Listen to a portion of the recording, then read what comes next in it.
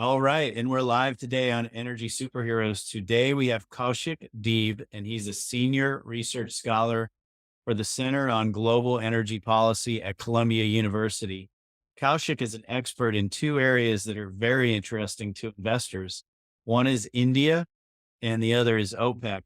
He knows a lot about many subjects, but we're going to focus today on India and OPEC, the implications for our global community. We're going to cover climate change, and we're also going to cover why India and OPEC are important to investors today. Kaushik, thank you for being on the show. Thank you, Peter. It's a pleasure being here, and I'm really looking forward to today's conversation.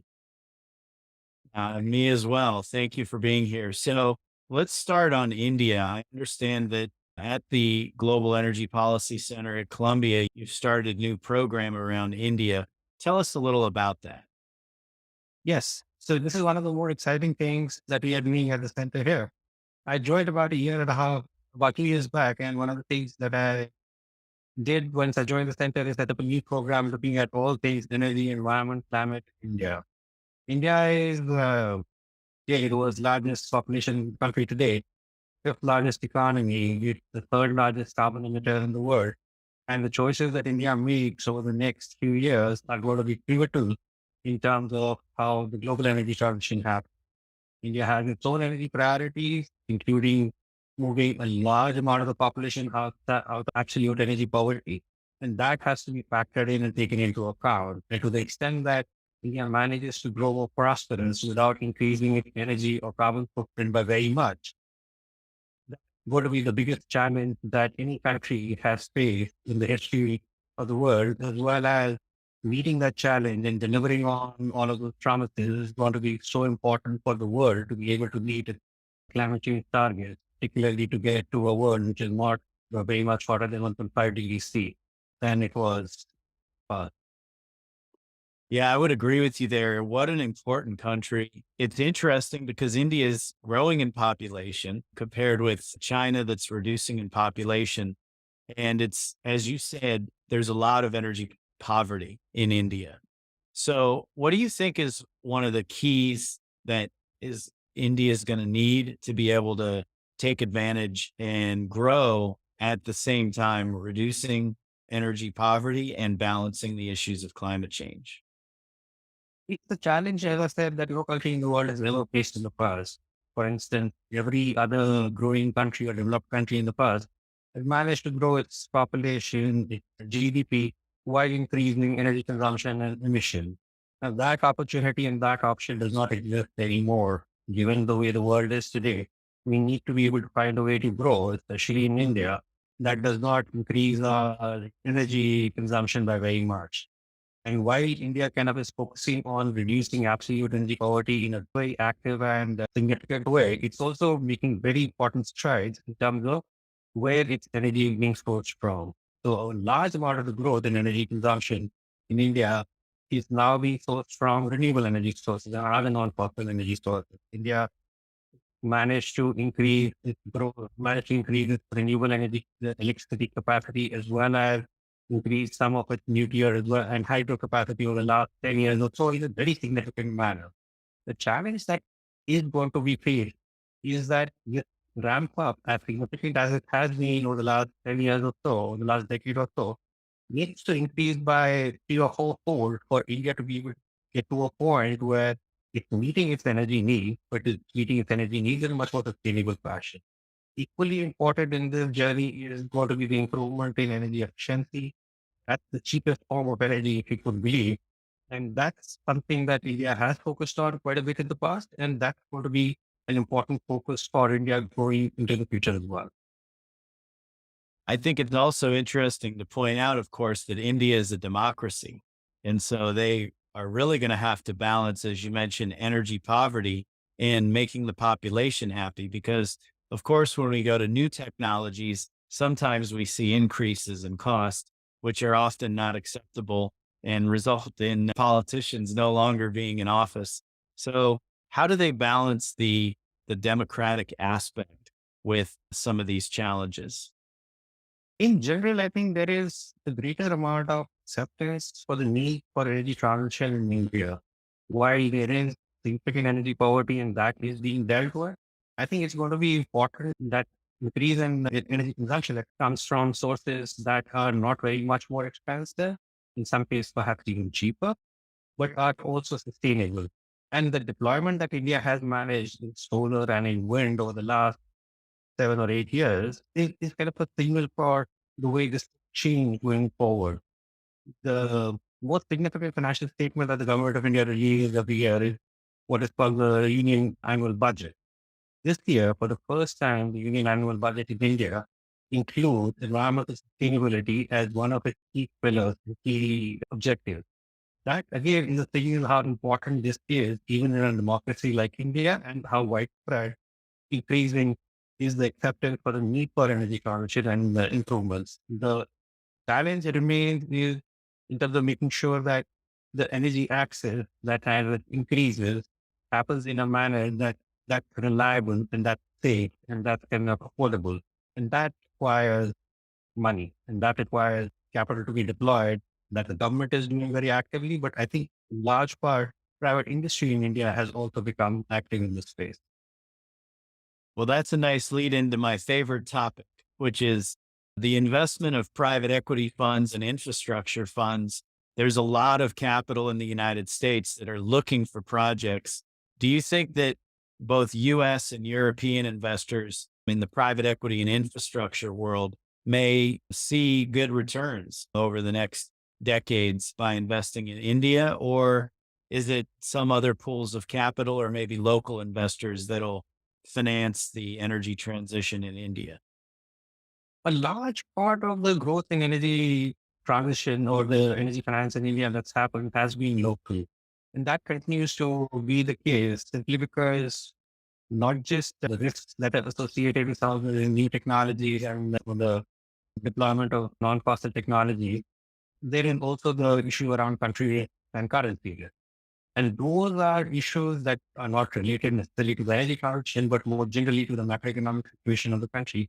And those don't go away very easily. While there has been an increasing interest from foreign portfolio players in the Indian market in general, but also in these new and emerging technologies, this still isn't the more dominant part of energy finance in India. That will increase, that will also grow over time, and that will also depend on what the government is able to provide by way of the policy framework. But that growth has been slow. For instance, India released its green bond framework last year in November and had its first issuance of green bonds, sovereign green bonds earlier this year. Very successful. They did manage to get a greenium of about 6% basis point, which I think was kind of a very significant achievement. But in the end, all of these amounted to just a fraction of the need for investments in the energy transition. So, as I said, there will be investment from foreign players, equity players, portfolio investors in the Indian market, but that is unlikely to be the dominant part of the financing of energy transition in India. We should continue to remain driven by domestic capital, both government as well as private. No, that makes sense. Are you seeing domestic capital formation in the form of private equity infrastructure type of funds? Or is there other types of investment vehicles that are more common in India? A bit of both. So there's been a recent history of investing in infrastructure projects more generally, which the energy transition process can kind of learn from and use.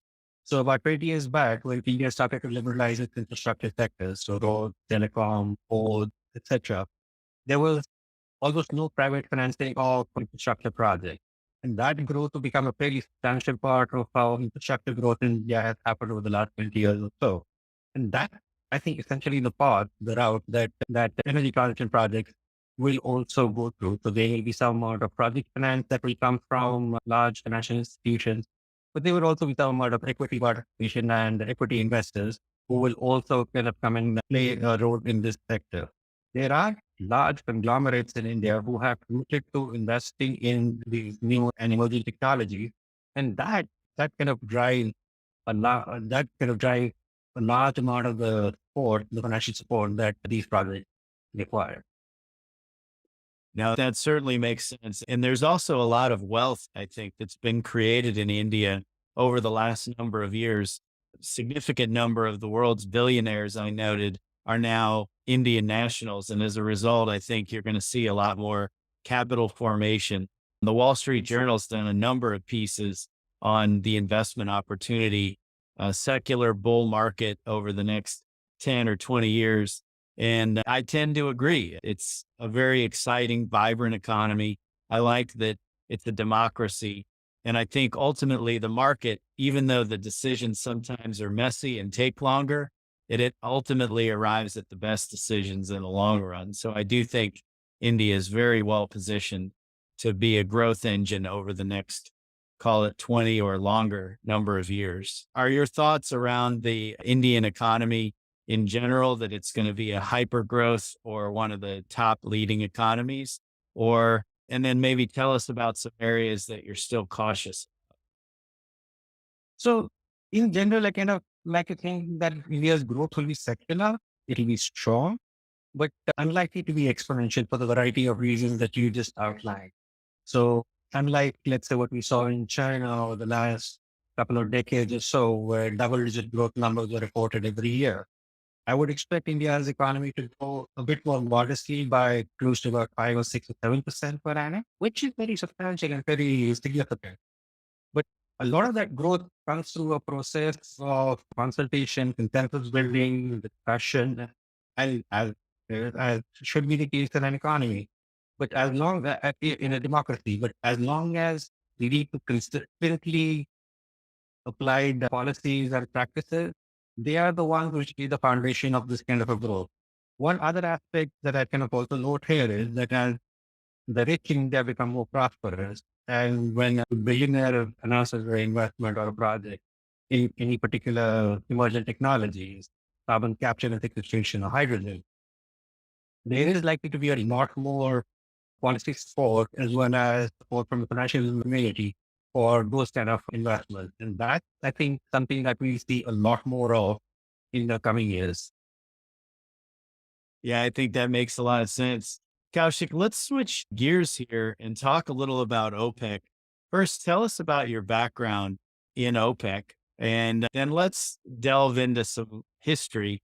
I think it's really interesting to talk about the time when we had negative oil prices. I view that as probably a time they're going to make movies about. It was one of the greatest investing opportunities, of course, of all time. And you were a little bit on the inside there. So I think it'll be great to tell the audience about that. So give us your background there and then let's talk more about OPEC. So I spent a bit of time in years. I used to head the oil and gas group in a think tank called King of the Petroleum Studies and Research Center, which is very closely aligned to the Ministry of Energy in Saudi Arabia. And during this period that you are describing, during the early months of COVID, we were very strongly, working very closely with the Ministry of Energy, trying to help and understand we had the whole energy transition work and the energy transition policy. But as it happens, every time there is a crisis, there is also a great opportunity. That became the point in time when the alliance of oil producing countries joined with Russia made such a pivotal choice to manage and balance the oil market that did manage to go from minus $40 a barrel of oil to much more sustainable level in a short period of time. To me, I think that was one of the most significant years because that was the year of the Saudi presidency of the G20. And for the first time, oil producing countries and oil consuming countries kind of came together and agreed to a plan of trying to bring some semblance of order to the oil market. That kind of consensus achieved with the G20 presidency, to me, was one of the most pivotal G20 events that you ever see. Absolutely. Yeah. I remember the crisis and I remember hearing that you could go to an oil producer, certain places in Texas, and they would actually pay you to take away the oil as opposed to you having to pay them. I remember my fiance told me invest in oil when it was negative. And I said, okay. So I made a small investment and then, of course, made a nice profit and sold. And I should have held. I'm Yeah. always too early to sell. Well, I mean, good for you. That was a remarkable investment opportunity, not just in oil, but almost every other commodity around that particular time. It was also that point in time where no one knew how long would this crisis, this pandemic go on, and how long we would kind of need to have these active management measures to balance market. It's one of those things that when you kind of look back, I think today, you cannot think that maybe I should have held on a bit longer or a bit less. But if you can ever predict anything with perfect foresight, you would be one of the billionaires that you were talking about in the list. That's right. So maybe I shouldn't be so hard on myself. But tell me about living in the kingdom and living in Riyadh. How long were you there for, and what was that experience like? So we lived in Riyadh for about 3 years. And within that period, the city completely transformed, the country completely transformed. The kind of changes that were introduced, the social norms that were changing, the laws that were changing, completely meant that when from the point I went to the point when I left, they're completely different cities. Women being allowed to drive, cinema halls suddenly popping up all over the place, social norms being eased, especially for expatriates. I think Riyadh has a maximum number of car shops anywhere in the world today. So it was just a place that completely transformed. What was very significant during my time there was the number of young people who were active in government, in the private sector, in my own think tank, who were so invested in the development of the country and the reform of the country that I kind of think that the changes that will happen in Riyadh will be very important for the rest of the world. If this plan to reform the country and open up the country succeed, it will be great because if it does not and the country does actually collapse or implode, then you are suddenly looking at 10% of the world's oil market disappearing, and that's a shock that will be hard for the world to bear. That's right. And not a lot of people know how much Riyadh has modernized. Many people know about Dubai, of course. Some people hear about Doha, but very few people, I think, are discussing the modernization that's occurred in the kingdom. So I think, Peter, I think that's kind of where one place where I'd just add a note of caution. A lot of these changes, as you also know, are being driven by the crown prince, the prime minister of the country. And these are kind of all top down changes. For these changes to become ingrained in society will take 3 generations. So while the country is opening up, while the country is loosening its restrictions and pushing constraints quite a bit, it take a few years before these become part of the normal social fabric and everyone kind of accept it as being normal, especially as you kind of go out of Riyadh and into some of the rural areas. So I can add a slight note of caution there. These changes take time. They're hard to put in place overnight. It's one thing to kind of introduce the legislation to set up a new infrastructure company. It's another thing to kind of introduce the legislation to change social norms. That's right. It takes many years, and I imagine it starts in the education system, and it has to take, as you say, maybe 2 or 3 generations to see full change. As kind of people get exposed to everything else that's happening around the world, these young folks will also have to bring these lessons back home and make sure that the family and the tribal structure of the country kind of also allows for that change to be accepted. One unique thing about the Saudi culture that I've rarely seen anywhere else in the world is that how inward looking that they are, and inward looking in a different way than it's kind of commonly perceived. That almost all my Saudi colleagues and friends want to be successful within the Saudi culture and the Saudi economy. There rarely are folks that are made in Riyadh who have ambition to grow and become important in the rest of the world. So it's rare to find Saudi in a leadership position in a private bank in New York.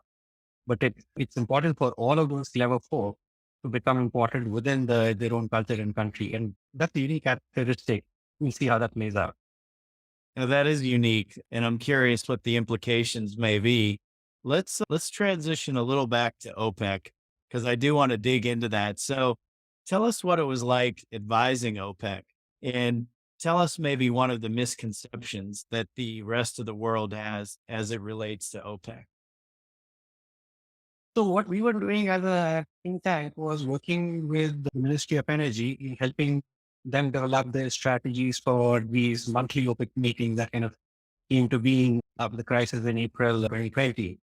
Then helping them kind of understand and develop models for different scenarios and strategies that the Saudi government or OPEC choose to deliver certain kind of price outcomes or quantity outcomes.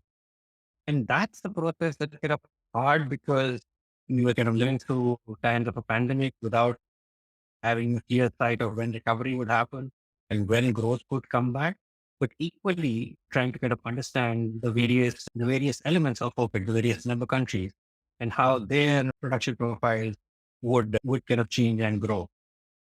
What I think people don't recognize that well is that we kind of try to think of OPEC or OPEC Plus as one cohesive, complete, monolith black box that kind of delivers on production numbers and then achieve them. That's not really the case. I mean, the various member countries in OPEC are very different.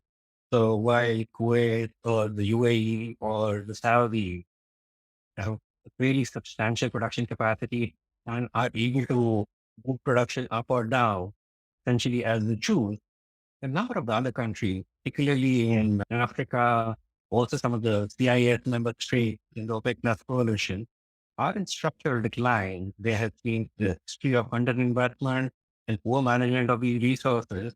And a lot of these countries are unlikely to ever meet their production targets or production quotas. So while we kind of have a list of production numbers against each country that OPEC kind of publishes whenever the ministerial meeting happens, it's only some of these countries, only these handful, five or four, which are actually the dominant ones and are driving the OPEC production profile.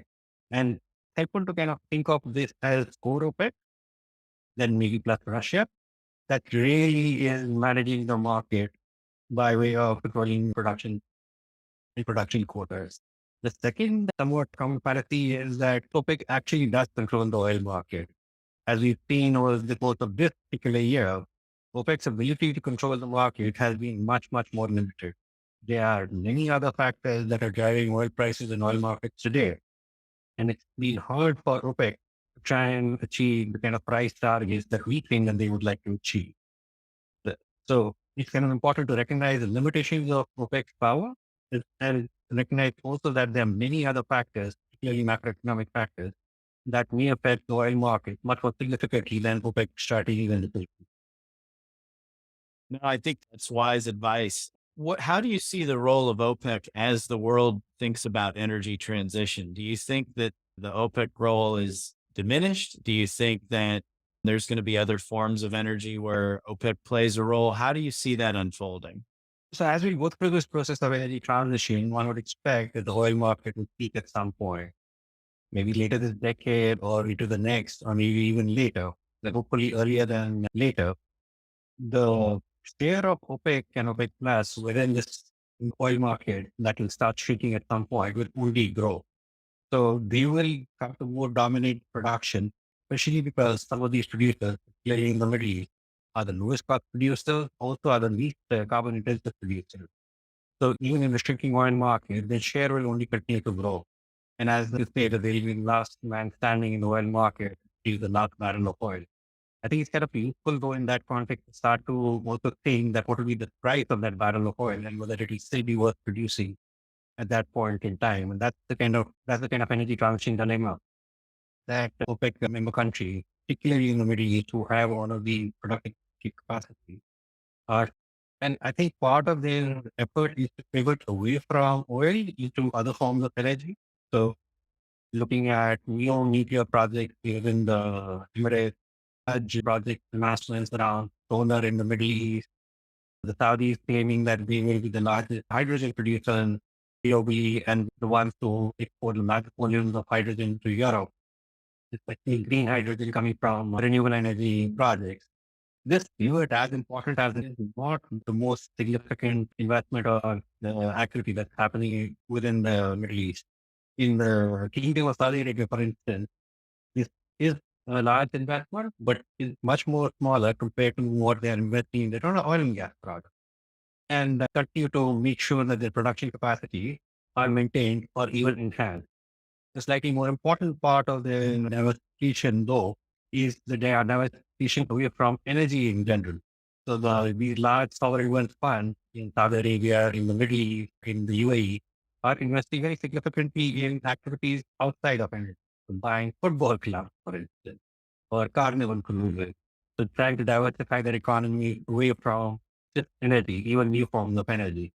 And again, this diversification strategy is something that will take time to play out, and we have to see how successful it is.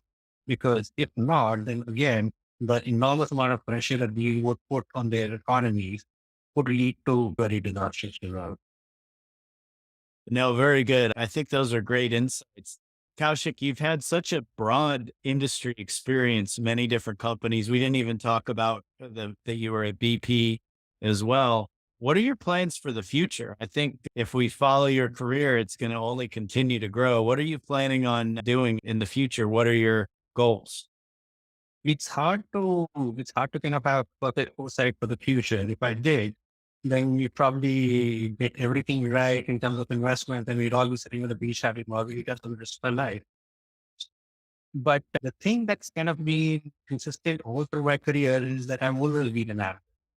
And I've always kind of worked on things and research projects that I think have been important and interesting at that particular point in time, especially when I could add value to that research by way of making it policy relevant and policy action. So to make do research, which is actually useful.